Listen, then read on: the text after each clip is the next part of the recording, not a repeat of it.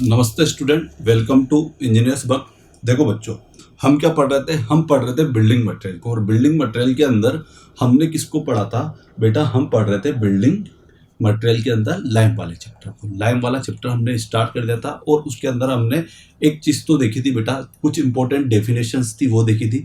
और मैंने कल के लेक्चर में आपको बताया था कि जो लाइम का क्लासिफिकेशन होता है वो मैंने आपको करके बताया था, जिसके अंदर हमने पढ़ा था फेट लाइम को पढ़ा था, ठीक है, हाइड्रोलिक लाइम को पढ़ा था, ठीक है, और तीसरा कौन सा पढ़ा था? हमने पुअर लाइम को पढ़ा था या फिर इम्प्योर लाइम को पढ़ा था, ठीक है ना बेटा? तो ये हमने तीन टाइप से हमने पढ़े थे, जिसके अंदर मैंने क्लासिफिकेशन करने के लिए भी मैंने आपको उसकी सबसे पहले चीज बोली थी कि हमें क्या देखना है बेटा उसके अंदर, कि उसके अंदर इम्प्योरिटी कितनी है, या फिर इम्प्योरिटी के लिए एक लाइम के अंदर होता क्या है बेटा? क्ले कंटेंट की बात बोली थी।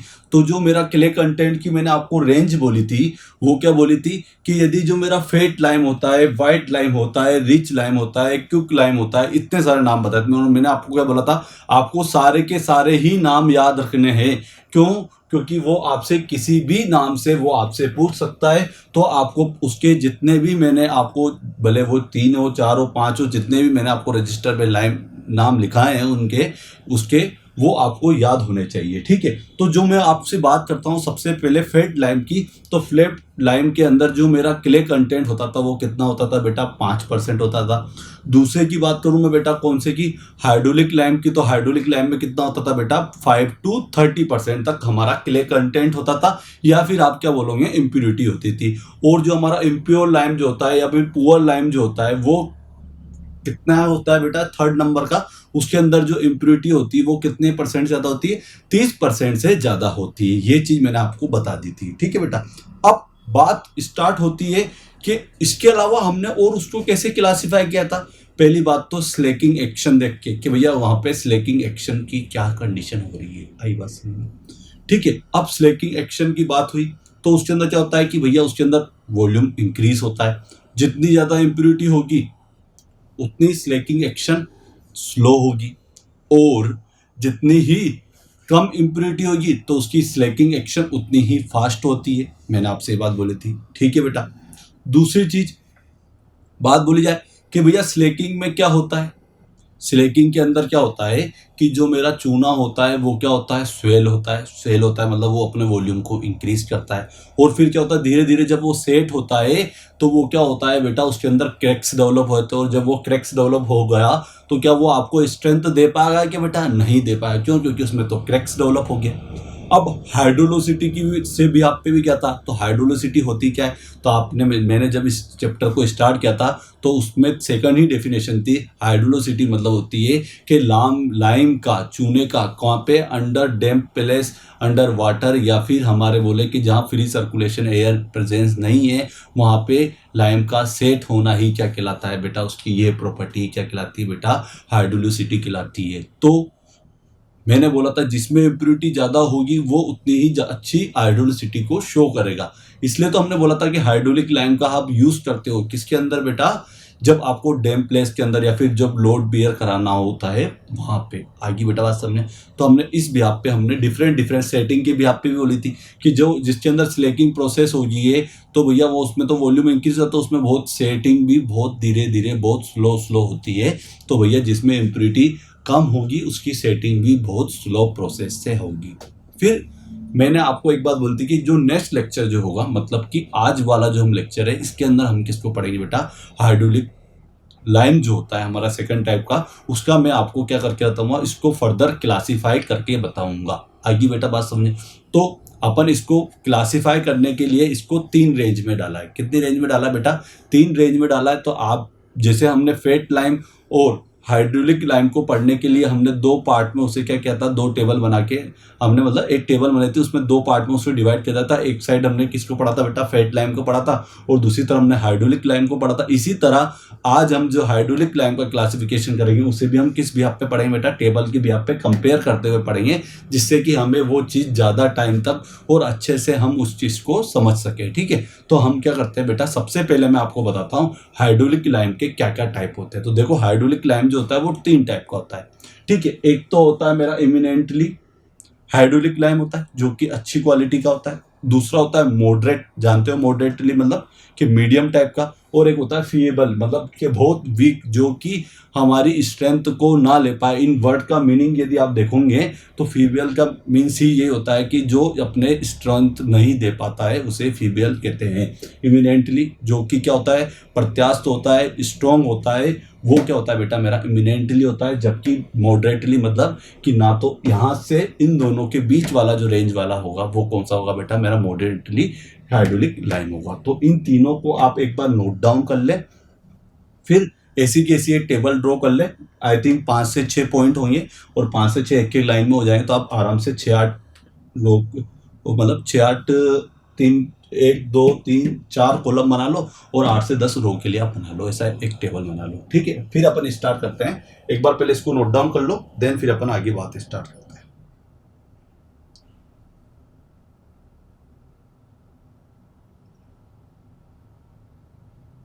ठीक है, अब देखो बेटा इसके अंदर बात स्टार्ट की जाती है हमारे किसकी, कि सबसे पहले क्ले कंटेंट की बात करते हैं। किसकी बात करते हैं बेटा हम, क्ले कंटेंट की बात करते हैं। तो भैया क्ले कंटेंट डाल दो भैया।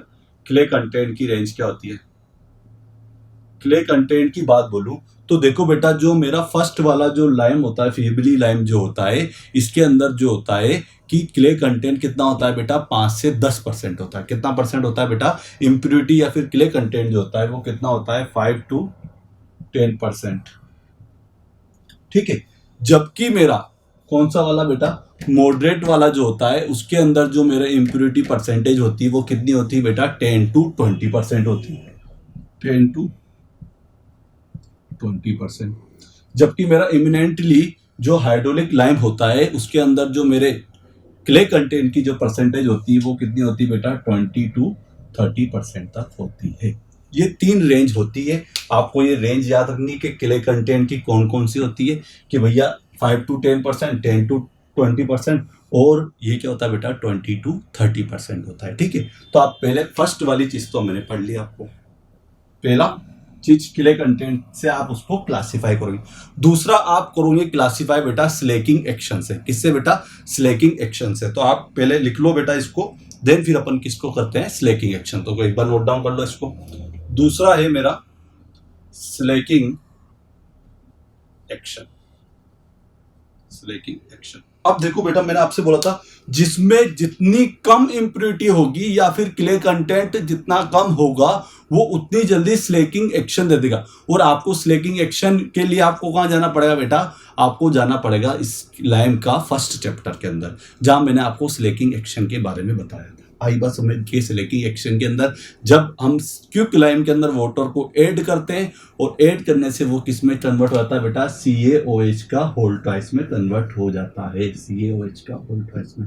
तो इस कन्वर्ट होने में जो प्रोसेस हुई है वो कौन सी हुई है बेटा, स्लैकिंग प्रोसेस। और स्लैकिंग प्रोसेस के अंदर क्या होता है, जब वाटर ऐड होता है लाइम से तो भैया वो चूना क्या होता है बेटा, लाइम जो होता है वो फूल जाता है। फूलने के बाद जब वो धीरे धीरे वो जब ड्राई होने लगेगा तो वहाँ पे क्या डेवलप हो जाएंगे बेटा, क्रैक्स डेवलप हो जाएंगे और वो पाउडर फॉर्म में कन्वर्ट हो जाएगा। और पाउडर फॉर्म में जो कन्वर्ट होता है वो कौन सा होता है मेरा बेटा, CaOH का होल ट्वाइस होता है और इसकी स्ट्रेंथ बहुत कम होती है। कई बात समझ में। तो देखो जिसकी इम्प्योरिटी जितनी कम उसकी स्लैकिंग एक्शन बहुत फास्ट।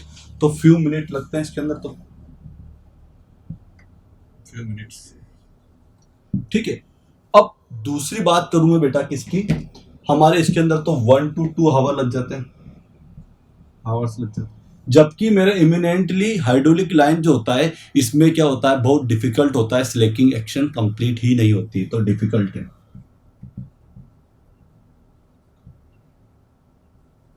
डिफिकल्ट क्या है बेटा, डिफिकल्ट होती है, डिफिकल्ट प्रोसेस है।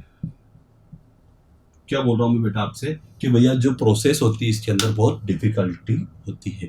तो आप पहला तो स्लैकिंग, पहला तो है हमारा क्ले कंटेंट और दूसरा कौन सा बेटा मेरी स्लैकिंग एक्शन। इन दोनों को आप नोट डाउन कर ले, देन फिर अपन बात करते हैं।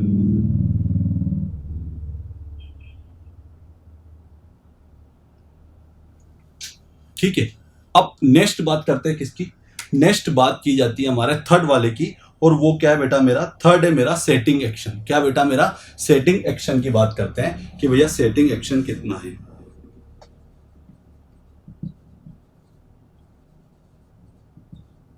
सेटिंग एक्शन की बात करते हैं कि भैया सेटिंग एक्शन में हमारे को कितना टाइम लग रहा है। ठीक है बेटा, तो इसको पढ़ने के लिए हमें देखना पड़ेगा कि वो कितने टाइम बाद जाके हमारा क्या हो पा रहा है, सेट हो पा रहा है। ठीक है, अब एक बात बोलो कि जब मुझे ये चीज पता है कि भैया हाइड्रोलिक जो लाइम है मेरा, क्या बेटा, जो मेरा हाइड्रोलिक लाइम है, फेबरी जो लाइम है मेरा, उसके अंदर क्या हो रहा है कि भैया क्ले कंटेंट क्या है बेटा, कम है, तो भैया इसके अंदर तो वैसे ही क्या हो रहा है बेटा कि वहां पे सेट्स होना पॉसिबल हो ही नहीं पा रहा है। क्यों? क्योंकि वो तो स्वेलिंग हो रही है, वॉल्यूम में चेंज कर रहा है। ठीक है, तो यहाँ पे तो भैया 2 to 3 वीक्स लग जाते हैं, 2 to 3 वीक्स लग जाते हैं। ठीक है, जबकि यहाँ पे आपको, कहाँ पे बेटा, यहाँ पे आपको कितने वीक्स लगते हैं वो चीज देखते हैं हम बेटा। इसके अंदर आपको कितने, 1 वीक के अंदर, ये 1 वीक के अंदर अंदर ये क्या बोलता है बेटा, ये स्ट्रेंथ ले लेता है, सेटिंग हो जाती है। जबकि यहाँ पे कितना लगता है बेटा, 1 डे में ही ये प्रोसेस, 1 डे, कितने, 1 डे में ही बेटा इसके अंदर सेटिंग एक्शन की प्रोसेस कंप्लीट हो जाती है। तो बेटा अभी तक हमने क्या पढ़ा है, 3 चीजें पढ़ी। एक तो हमने क्ले कंटेंट को पढ़ा है, तो क्ले कंटेंट के अंदर बात बोलो तो देखो इसकी जो रेंज होती है 5 to 10 होती है, 10 to 20 होती है और 20 to 30 होती है। दूसरी चीज बोलूँ स्लेकिंग एक्शन की, तो फ्यू मिनट लगते हैं इसके अंदर 1 to 2 आवर लगते हैं, जबकि यहाँ पे डिफिकल्ट प्रोसेस है। ठीक है, थर्ड वन बात करूँ हमारे सेटिंग एक्शन की, तो 2 to 3 वीक्स, 1 वीक और 1 डे में ही ये प्रोसेस मेरी कंप्लीट हो जाती है। तो एक बार आप इसको नोट डाउन कर ले, फिर मैं इरेज करूंगा और फिर मैं इसके बाकी की जो चीजें वो मैं आपको बताऊंगा।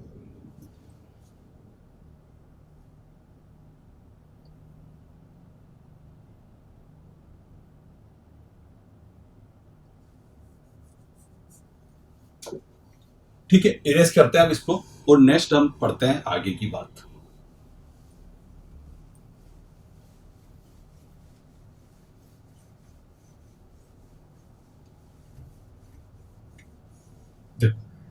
अब आगे की बात क्या है बेटा मेरी, हाइड्रोलिसिटी देखते हैं हम। किसको देखते हैं बेटा, हाइड्रोलिसिटी देखते हैं कि हाइड्रोलिसिटी क्या होती है इसकी।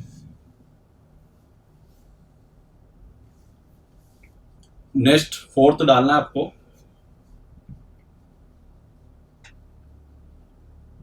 हाइड्रोलिसिटी।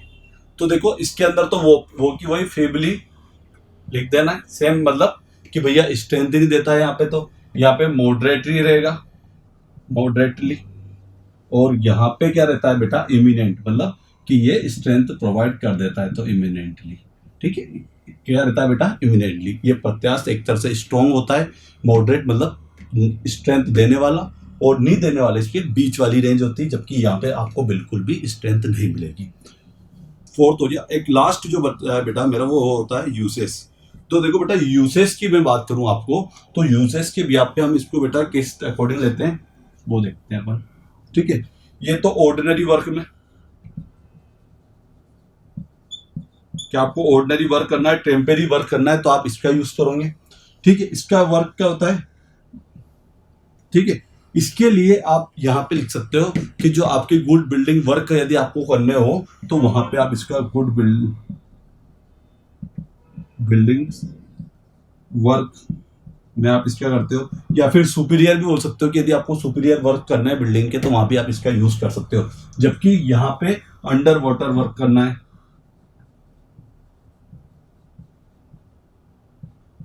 तो यहां पे, और एक तरह से ये ओपीसी सीमेंट के बराबर ही होती है। क्या बोल रहा हूं मैं बेटा आपसे कि जो मेरा इमिनेंटली जो होता है, इमिनेंटली जो होता है मेरा, क्या बोल रहा हूं बेटा मैं, इमिनेंटली जो हाइड्रोलिक लाइम होता है वो क्या होता है बेटा मेरा, ओपीसी सीमेंट के बराबर होता है। ये आपसे ऑब्जेक्टिव में पूछ सकता है कि भैया के मेरा इमिनेंटली जो हाइड्रोलिक लाइम है वो किसके इक्वल होता है, तो आप बोलोगे कि ओपीसी के बराबर ही होता है। तो ये आपके सारे पॉइंट हो गए हैं जिसके अंदर मैंने आपको पूरी तरह से कंपेयर करके बता दिया कि कौन सा लाइम क्या होता है क्या नहीं होता है। ठीक है, ठीक है, तो आप एक बार इसको नोट डाउन कर लें, देन फिर अपन आगे की बात करते हैं कि अब हमें आगे क्या पढ़ना है। तो एक बार आप इसका स्क्रीनशॉट ले लें।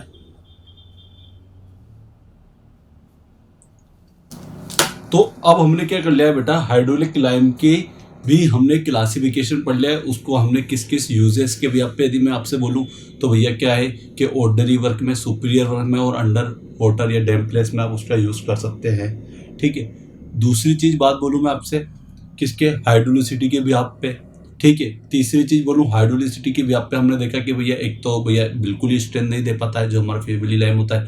मॉडरेट जो लाइम होता है वो क्या कर पाता है बेटा आपको, वो जो होता है वो मीडियम टाइप का होता है जो कि इन दोनों के बीच की रेंज होता है, जबकि इमिनेंटली आपको स्ट्रेंथ दे पाएगा, अच्छी स्ट्रेंथ देगा। स्लैकिंग एक्शन जिसमें इम्प्योरिटी जितनी कम होती है वो उतना ही ज़्यादा उतनी ही ज़्यादा स्लैकिंग एक्शन बताएगा, ठीक है। तो वे उसमें जिसमें 5% कम है वो सबसे फास्ट, दूसरे में मीडियम है, मतलब कि 1-2 घंटे लगेंगे, जबकि उसमें तो डिफिकल्ट है क्योंकि वहाँ पे इम्प्योरिटी प्रेजेंट है, तो वहाँ पे स्लैकिंग एक्शन कंप्लीट नहीं होगी, ठीक है बेटा।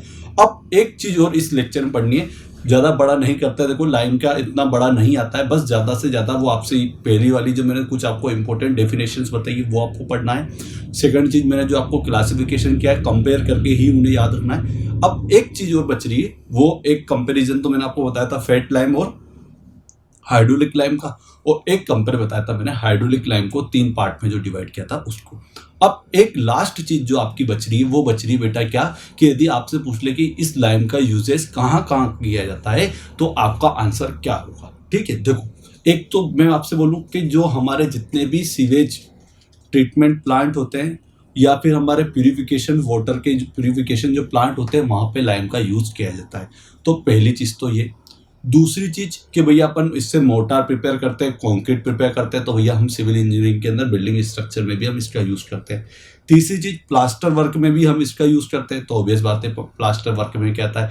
चौथी चीज यदि मैं आपसे बात बोलूं तो भैया इसका यूज कहाँ पे किया जाता है बेटा, एग्रीकल्चर वर्क में भी हमें यदि एग्रीकल्चर वर्क यदि हम करते हैं तो वहाँ पे भी इसका यूज किया जाता है। बहुत सी बार क्या होता है कि यदि कहीं पे एसिडिक सॉइल होती है तो वहाँ पे क्या किया जाता है, लाइम को प्रोवाइड कराया जाता है जिससे कि क्या हो जाए, वहाँ उसकी एसिडिटी जो है वो कम की जा सके, वहाँ पे भी अपन इसका यूज़ करते हैं। और कहाँ यूज़ किया जाता है, सोइल स्टेबिलाईजेशन। देखो अपन जब अपन पढ़ेंगे सोइल मैकेनिक्स तो वहाँ पे भी क्या होता है कि भैया वहाँ पे हमको लैंड की इम्प्रूव क्या है कि वहाँ पे इम्प्योर करना है, मतलब इम्प्योरिटी को बढ़ाना, इम्प्योरिटी नहीं करना है, मतलब दैट मीन्स वहाँ पे जो उसकी जो इंजीनियरिंग प्रॉपर्टी है उसको डेवलप कराने के लिए, उसको इंक्रीज करने के लिए वहाँ की लैंड की, वहाँ की सोइल की, तो वहाँ पे क्या कहता है स्टेबलाइजेशन एक प्रोसेस होती है जहाँ पे वही इंजीनियरिंग प्रॉपर्टी को इम्प्रूव करते हैं हम किसकी बेटा, वहाँ की लैंड की, सोइल की, तो वहाँ पे भी हम किसका यूज़ करते हैं, तो एक प्रोसेस लाइम के थ्रू भी उसका क्या आता है, तो लाइम का यूज़ वहाँ पे भी होता है। और ये सारी चीज़ें मैंने आपको, और ग्लास वर्क में भी क्या आता है, तो एक ग्लास वर्क भी है, मेकिंग ऑफ ये भी बता दिया, ये बता दिया, और एक और व्हाइट वॉशिंग तो मैंने बताया था। और आपको पूछा जाएगा कि व्हाइट वॉशिंग का में कौन से लाइम का यूज़ किया था, तो आपका आंसर क्या होता है बेटा, फेट लाइम होना चाहिए। क्या होना चाहिए बेटा, फेट लाइम का यूज़ करते हैं। तो इस तरह मैंने इन सबको एक साथ बोर्ड पे लिख दिया है जिससे कि आप डायरेक्ट इसका स्क्रीनशॉट ले लें और फिर बाद में इसको नोट डाउन कर लें। तो एक बार आप बेटा इसका स्क्रीनशॉट ले लें, देन फिर अपन आगे बात करते हैं, ठीक है बेटा। नोट डाउन कर लेना। देखो मैं एक बार आपको फिर भी यदि डिप्लोमा वाले बच्चों के लिए एक बार मैं लिख के बताता हूँ, बोल के बताता हूँ कि purification of water and sewage treatment, तो भैया इसका यूज वाटर को प्यूरिफिकेशन में ट्रीटमेंट प्लांट में यदि आप जाओगे तो वहाँ पे इसका लाइम का यूज होता है ही सही। दूसरी चीज बोलूँ मैं भैया, जो अपना प्रोडक्शन ऑफ ग्लास, वहाँ पे भी हम किसका, जब भी हम कांच वाच बनता है वहाँ भी हम इसका यूज करते हैं। तीसरी बात है मेकिंग ऑफ अपने मोटर फॉर मशीनरी वर्क, वहाँ पे है ना। इसके अलावा प्लास्टर वर्क भी डाल सकते हो, है ना, कंक्रीट बनाते हैं वहाँ भी हम इसका यूज़ करते हैं, ठीक है। सीमेंट को बनाने में भी लाइम का यूज़ किया जाता है, ये चीज़ याद रखना, ठीक है। Stabilization and improving the agriculture process, तो वहाँ भी हम इसका यूज़ करते हैं। और लास्ट क्या है बेटा, वाइट वॉशिंग में भी हम इसका यूज़ करते हैं। तो ये सारे पॉइंट है, आपने इसको नोट डाउन कर दिया। अब ये मेरा क्या है बेटा, हमारा ये लाइम मटेरियल भी कंप्लीट हो गया। कौन सा मटेरियल बेटा, लाइम मटेरियल भी हमने आज पढ़ लिया है। अब हम कल क्या पढ़ेंगे, कल हमारा बहुत सिविल इंजीनियरिंग की सबसे इम्पोर्टेंट चीज हम इम्पोर्टेंट मटेरियल हम स्टार्ट करने जा रहे हैं, और वो मटेरियल होगा बेटा कौन सा, हमारा सीमेंट, जिसको हम बहुत अच्छे से, जिसके अंदर हम पहले कंपोजिशंस पढ़ेंगे, सीमेंट को बनाने की प्रोसेस को पढ़ेंगे, फिर हम उसको टेस्ट करके देखेंगे, फिजिकल टेस्ट, केमिकल टेस्ट, ठीक है, वो टेस्ट हम पढ़ेंगे। इसके अलावा हमारे जो लेबोरेटरी टेस्ट होती है उसको पढ़ेंगे, एक केमिकल टेस्ट होती है, एक फिजिकल टेस्ट होती है, एक लेबोरेटरी टेस्ट होती है, उसको पढ़ेंगे। फिर डिफरेंट टाइप की हम क्या पढ़ेंगे बेटा, सीमेंट को पढ़ेंगे। तो ये सारी चीज़ें हमें आगे आने वाले लेक्चरों में पढ़नी, जो कि हमारे लिए सीमेंट बहुत इंपॉर्टेंट है, क्योंकि जब हमारा सीमेंट कंक्रीट हो जाएगा तो फिर हम हमारा तीसरा सब्जेक्ट भी स्टार्ट कर पाएंगे, और जो कि हमको पढ़ना है बेटा कौन सा वाला, हमारा आरसीसी वाला। इसलिए मैंने अभी तीसरा सब्जेक्ट में भी स्टार्ट नहीं कर रहा हूँ। क्यों बेटा, क्योंकि हमने अभी सीमेंट और कंक्रीट को नहीं पढ़ा है। जब मैं आपको सीमेंट और कंक्रीट अभी पढ़ा दूंगा कल से स्टार्ट हम कर देंगे और आने वाले 8 से 10 लेक्चर में हम सीमेंट को भी पढ़ लेंगे और कंक्रीट को भी पढ़ लेंगे।